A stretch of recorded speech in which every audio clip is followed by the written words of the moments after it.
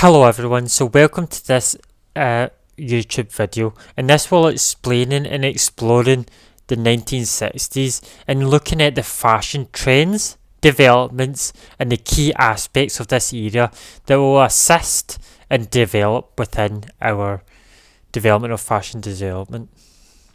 So during the 1960s there was a massive change and shift in attitude. People are now making more bolder choices, being more public, and changing the norms of fashion from being bold to being bold, out there, and expressive of themselves and the people and the culture. At the dawn of the 1960s, young people income was at the highest it had ever been since the Second World War. Increasing economy power fueled a new sense of identity, and this needed to be expressed. The fashion industry quickly responded by creating designs for young people that was no longer a replica of the grown-up style. The young people were taking a chance to express themselves, but little did they know that their choices in the fashion would carry out through all the eras, and right up to 2024, where you'll now see people wear miniskirts, PVC jackets and clothes that are more expressive of themselves and their personalities. Some of the key historical events during the 1960s was that the introduction of the Sexual Offence Act in the United Kingdom. It legalised homosexuality in England and in Wales on the condition that they were consensual and private and between two men who are obtained the age of 21 and above. But this was only in England and Wales. In 1961, a chimpanzee from US called Ham became the first ape to be in space and successfully survive the landing. The Civil Rights Act of 1964 and 1965, the Voting Act, that was significant legislation during this era. That between these acts outlawed discrimination based on race, colour, religion, sex and national origin. That this became more public and became prohibited within the whole entire state, and hopefully ending the era and sweeping legislation of the Jim Crow law to an end during that time. 1960s was also highly known for their flower power, but the flower power slogan was during the late 60s and the early 1970s as a symbol of a passive resistance and a non-violence that rooted from the opposition of the Vietnam War. Some of the key trends during the 1960s was that there were new man-made materials, younger designers keen to bring fashion at a new angle. They were exploring new potentials for modern materials such as plastics, synthetic materials, perspex, PVC, polyester, acrylic, nylon, rayon, spandex and even paper to create easy care garments that were eye-catching and fun. The quest for a new modern style of fashion was amazing during this era, and it amplified during when they created a paper dress. There was a new disposable dress that could be worn and then put away straight away. So some of the key interests was that perspex and PVC was a high crit during this, and that this was created to make bold choices and using modern day materials into fashion. The use of acrylic and nylon was really high because these were easy care garments and they could be taken care, they could be created and create form-fitted outfits fitting for everyone. There was a big upheaval for spandex, and this was your form-fitting garments. And this wasn't just for your exercise, this was for everyday wear, dresses, trousers, and the women became the empowerment of it.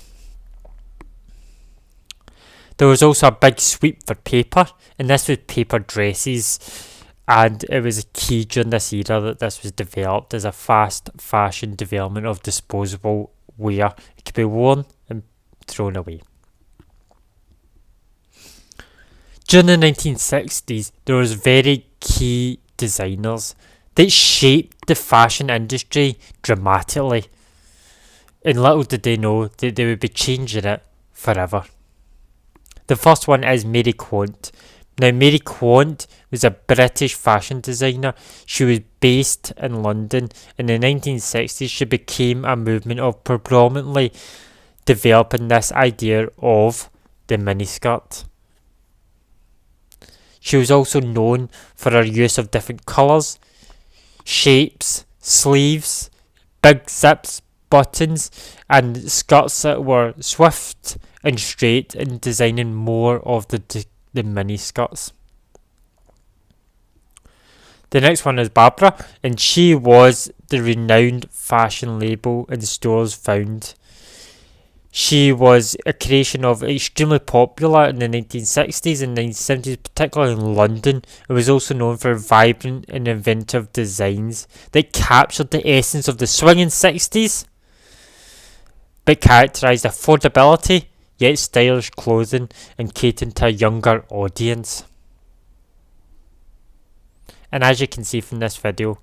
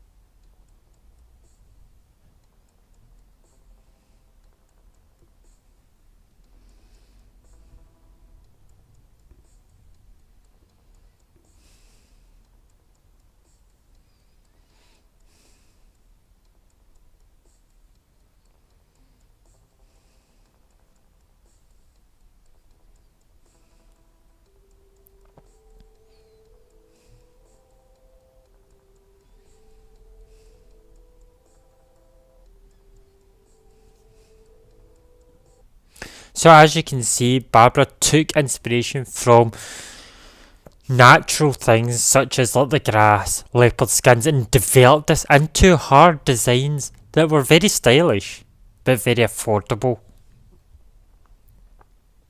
And then another key fashion designer was Piri, who was very well known for his innovative designs, and he's looking at gradient of designs. He was born in Italy in 1922 and became well known for his geometric and straight line shapes. And he used this to pioneer the movement of creating straight lines and bold fashion, but using the geometrics of architecture into fashion. In the 1960s, garment shapes and tailoring was much different, and this changed from going from the 1950s to the 60s, where we now have bolder, different styles. And some of these include the miniskirt, as we said, by Mary Quant, who became known for creating these miniskirts that get shorter and shorter, and that was above the knee and reflecting an era of energy and strong youth. We also had the shift dress, which was a big staple and characterised by a simple straight line silhouette that lacked a definition of waist and offers an A-line shaped dress that skimmed the body. And then we have our A-line dresses, which are well widened gradients from the shoulders, hems, and was very popular going from both dresses and coats. This was a silhouette that seeked a modern look while offering the freedom of movement. Some of the other styles was the empire waist dresses. This is where the waist is above and just under the chest line, and this created a silhouette going from the chest down rather than the waist. We have our tent dresses. Now, a tent dress is a very loose fitted garment that only hung straight from the body, so straight from the shoulders straight down, and it was very stylish and comfortable to wear for a casual setting.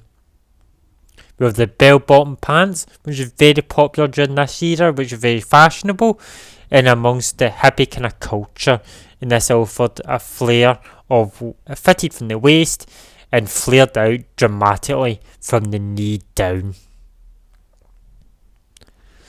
In the 1960s, there was very key finishing and trimmings that became popular, and some of these was the contrasting binding, piping and fringing, and this created bold designs that was eye-catching and visually interesting.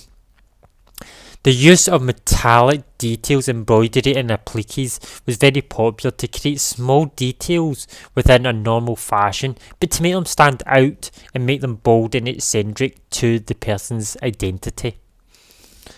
We have button fastening, zips, ribbons and bows.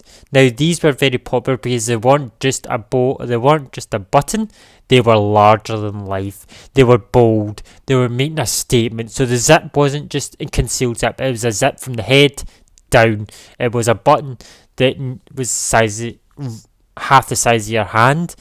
These bows were massive, and this created a bold statement, and it challenged norms of fashion for the better.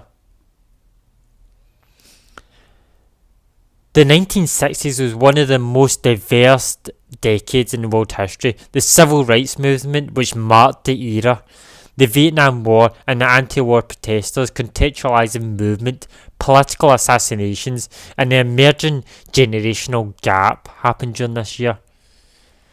So in terms of fashion, it really did change our prospects of look of the fashion industry for the much better. Without the 1960s, we wouldn't have some of the key designs we have today, and we've got a lot to thank for the 1960s and changing our fashion. Now I'm really grateful for you taking the time to listen to this video. If you have any questions, please pop them down below in the comment section. I'll be happy to answer them. But this video is an educational video looking at how we can develop our understanding of the 1960s as an era, but tying us in to a fashion perspective. And how do we use the 1960s as an era to inspire our own designs and create bold, stylish change and challenging the norms of our fashion for the better. In 1960s, they did this. So we can do this every year and no matter where we are. Always challenge the challenging of the norms to create a better outlook for everyone. Thank you for listening.